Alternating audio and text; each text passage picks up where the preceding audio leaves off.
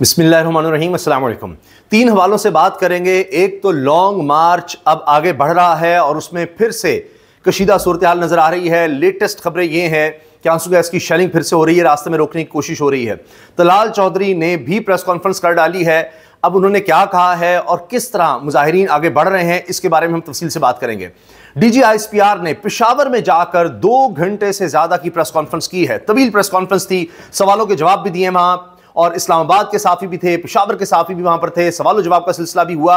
और उस press conference में वाज़ेह तौर पर नजर आया कि DGISPR फौज के तर्जुमान वो खुश नहीं हैं, बहुत ज्यादा नापसंदीदगी का इजहार कर रहे हैं कि जिस तरह से खैबर पख्तूनख्वा में मामलात को चलाया जा रहा है, गवर्नेंस के मामलात के बारे में सवाल उठाए। बलूचिस्तान की भी उन्होंने बात की कि बलूचिस्तान और खैबर पख्तूनख्वा में दहशतगर्दी इसलिए है कि यहां पर गवर्नेंस के मसाइल हैं, बाकी पंजाब और सिंध में आपको दहशतगर्दी नहीं नजर आती। वजह यह है कि वहां पर गवर्नेंस बेहतर है।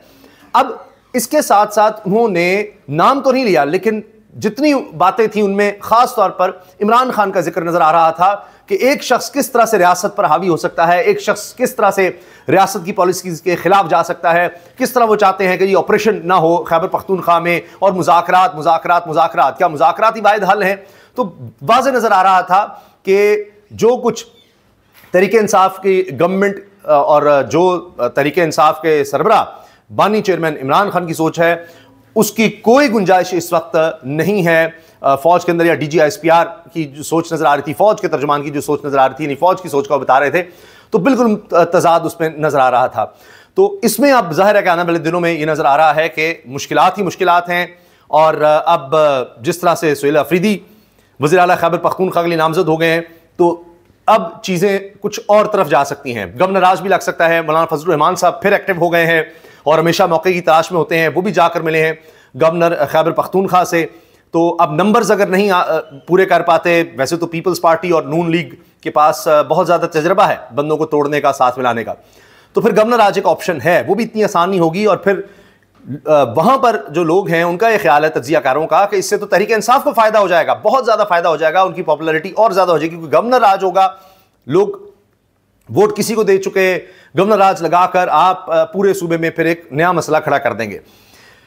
तीसरी बात जो हमने करनी है कि इस वक्त इस्लामाबाद में हुकूमत परेशान बैठी हुई है, क्योंकि एक और अडयाला से पैगाम जारी हो गया है, जिसकी वजह से अब विफाकी हुकूमत इस्लामाबाद, शहबाज शरीफ, वो अब नई परेशानी का शिकार हो गए हैं कि ये हमारे साथ क्या हो गया है, इस शख्स ने हमारे लिए क्या कर दिया है।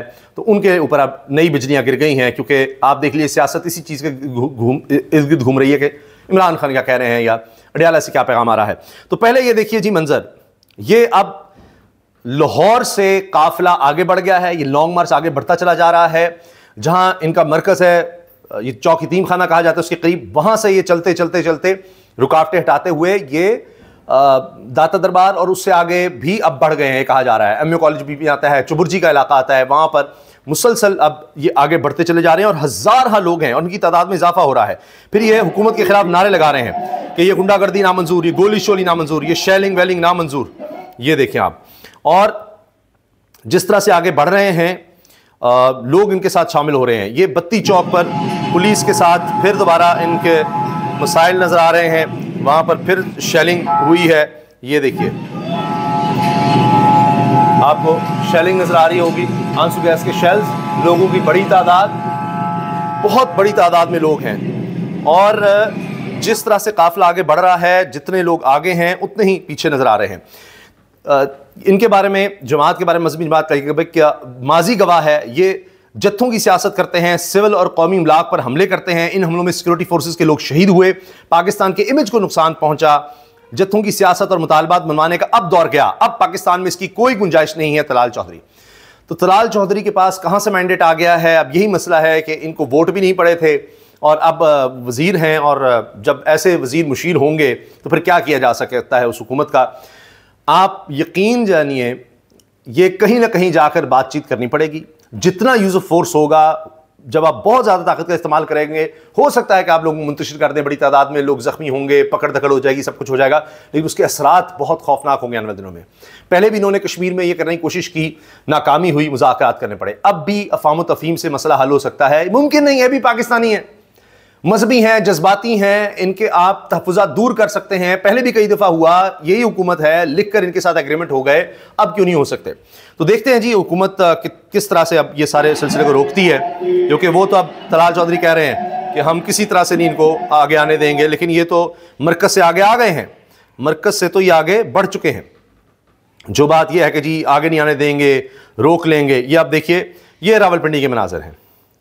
ये अभी लाहौर नहीं क्रॉस किया और रावलपिंडी के हालात देख लीजिए, खंदकें खोद दी हैं, मिट्टी डली हुई है, कंटेनर्स हैं। ये देखिए, ये रावलपिंडी की मैं आपको तस्वीर दिखा रहा हूं और लोग ख्वार हो रहे हैं। ये देखिए आप, ये अब हालात हैं, यानी इतनी कमज़ोर हुकूमत है, इतनी परेशान हुकूमत है। ये देखिए आप, ये देखिए लोगों की तादाद आप देखें, ये आपको हद्दे निगाह तक लोग नजर आएंगे और फिर इनसे पीछे भी लोग ही लोग इतनी बड़ी तादाद में हैं कि हैरान कुन है कि कितनी बड़ी तादाद में लोग निकल रहे हैं। और फिर आप ये देखिए कि मजीद लोग इनके साथ शामिल होते चले जा रहे हैं और जैसे जैसे काफिला आगे बढ़ रहा है, आप देखेंगे कि लोग और ज़्यादा आपको नज़र आएंगे, दूसरे शहरों से भी शामिल होते रहेंगे। ये भी देखिए, ये शैलिंग के मनाजर हैं। ये लाहौर बत्ती चौक कहा जा रहा है, जहाँ पर ये देखें, ये काफिले में वहाँ पर फिर शैलिंग हुई इनको रोकने के लिए, लेकिन देख लें लोग टोलियों की सूरत में साथ शामिल हो रहे हैं।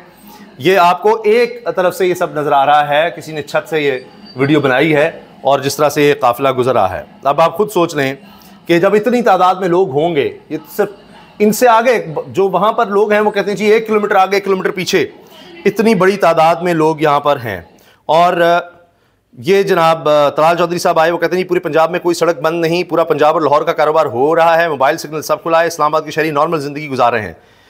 अब ये तलाल चौधरी साहब पता नहीं किसको नॉर्मल ज़िंदगी कहते हैं। स्कूल कॉलेजेस बंद करने को, जुड़वा शहरों के दाखिली खारजी रास्ते बंद करने को नॉर्मल ज़िंदगी कहते हैं। इंटरनेट खुद हुकूमती सतह पर बाकायदा नोटिफिकेशंस आ रहे हैं कि जी बंद रहेगा फ़ोन सर्विस, नेट सर्विस, ये नॉर्मल है।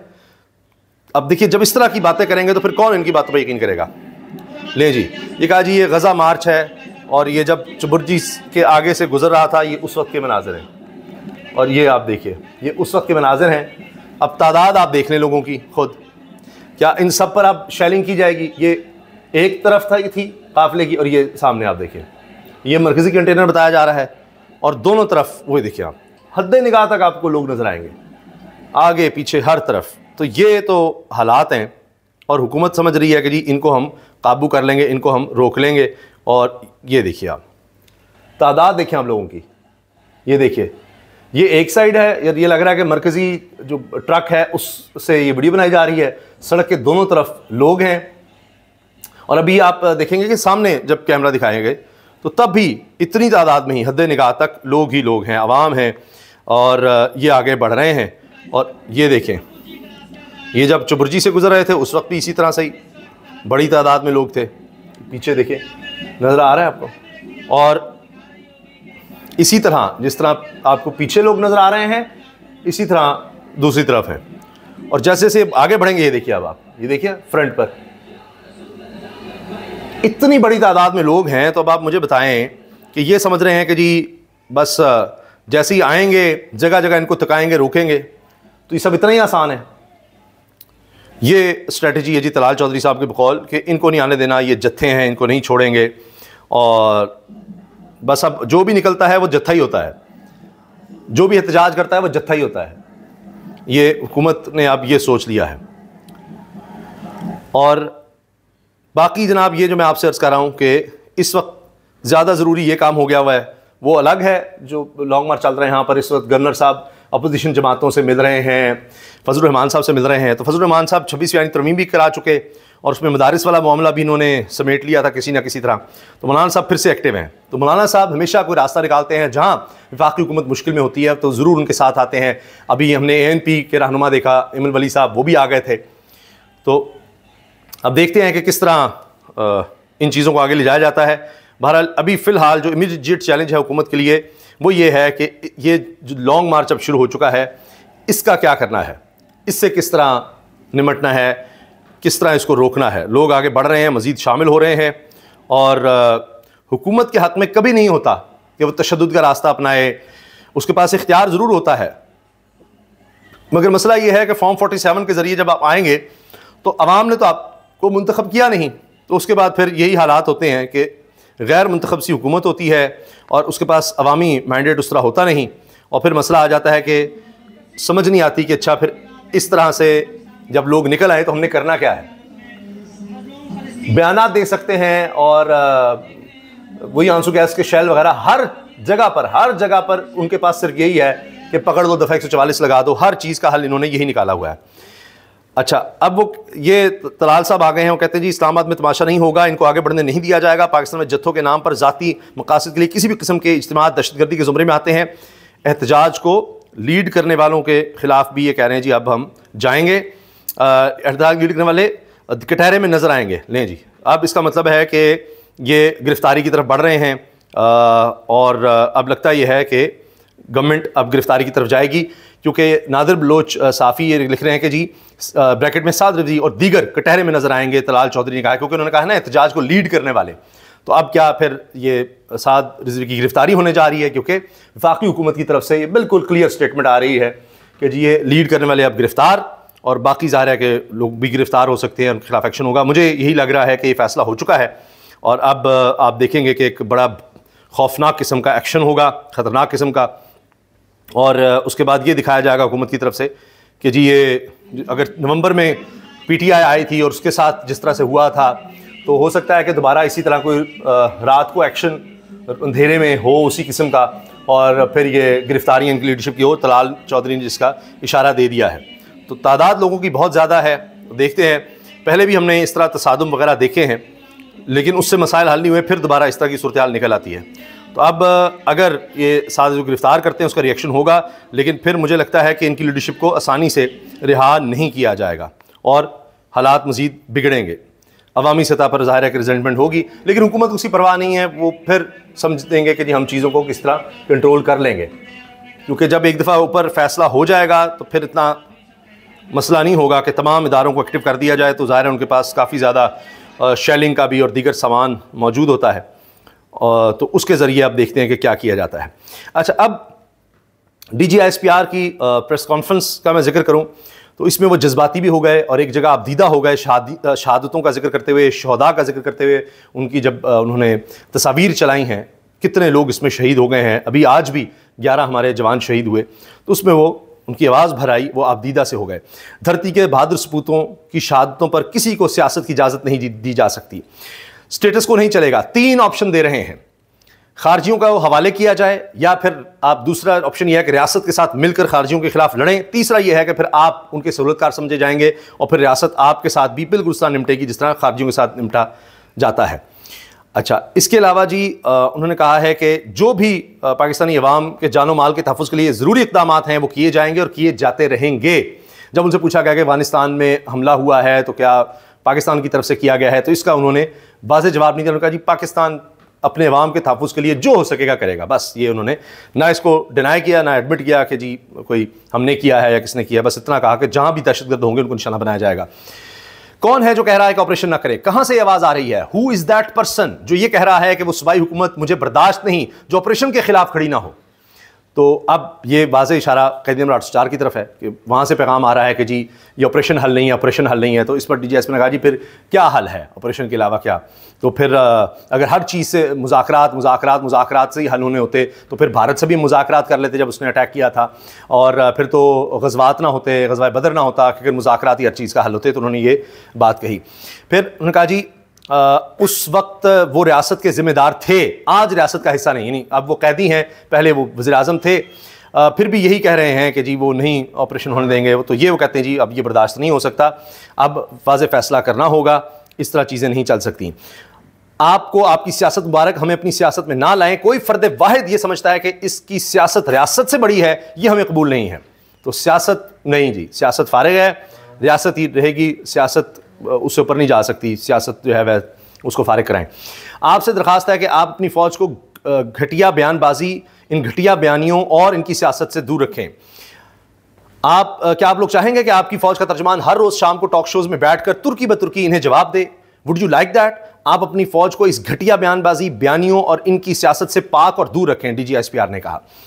फिर ये खबर हाईलाइट हो रही है कि अभी यहाँ पर DGISPR की प्रेस कॉन्फ्रेंस चल रही थी और वहाँ पर अफगानिस्तान के वज़ीर ख़ारजा भारत में बैठकर कह रहे थे जी पाकिस्तान ने हम पर हमला कर दिया है और ये अच्छा नहीं है, जितने भी आए चाहे अमेरिका है, रूस है, उनको फ़ायदा नहीं हुआ, नुकसान हुआ, उनको शिकस्त हुई, तो ये इनको समझना चाहिए, इनके मसाइल अपनी जगह पर हल करें, हमारा कोई नहीं है, हमारी ज़मीनी इस्तेमाल हो रही पाकिस्तान के ख़िलाफ़। सबको पता है कि वहाँ पर TTP के लोग हैं, ढकी छुपी बात नहीं है। बहरहाल वहाँ भारत में बैठकर वो अब कह रहे हैं जी बड़े अच्छे ताल्लुकात हमारे भारत के साथ हैं, हम चाहते हैं ईरान की चाबहार बंदरगाह को हम इस्तेमाल कर सकें।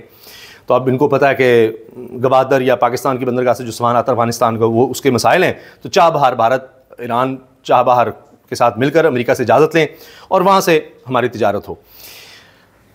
इसके साथ जी ये चीज़ हाईलाइट हो रही है कि 7 जुलाई को 2022 जब PDM की गवर्नमेंट थी तो राना सनाउल्लाह ने मुज़ाकरात का जिक्र किया TTP से, TTP के साथ मुज़ाकरात होने चाहिए और मुज़ाकरात करेंगे। तो उस वक्त तक भी मुज़ाकरात का मामला चल रहा था। ये PDM दौर की हुकूमती तहरीक इंसाफ की गवर्नमेंट जा चुकी थी, उस वक्त भी यही सब बातें हो रही थी। ये लोग हाईलाइट कर रहे हैं जी तब तक भी यही पॉलिसी रही थी।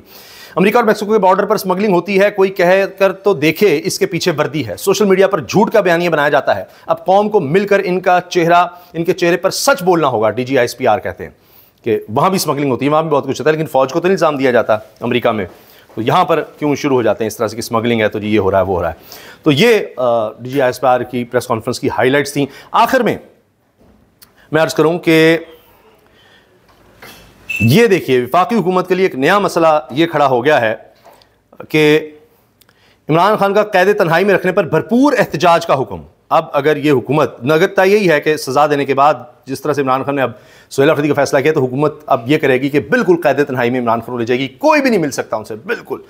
और यानी एक जहनी तौर पर उनको और दबाव में लाना कि अब ठीक है तुम ये कर रहे हो, हमारे खिलाफ जा रहे हो, तो अब देखो तुम्हारे साथ क्या करते हैं। तो उससे पहले अब इमरान खान ने ये कह दिया है कि बानी पीटीआई इमरान खान ने अपनी कैद तन्हाई में रखे जाने की सूरत में लाहेमल दे दिया। पाकिस्तान तहरीक इंसाफ के ज़राए के मुताबिक बानी ने जुमेरात को मुलाकात करने वाले कायदीन को हिदायत की कि पंजाब असम्बली में भरपूर अपोजिशन की जाए।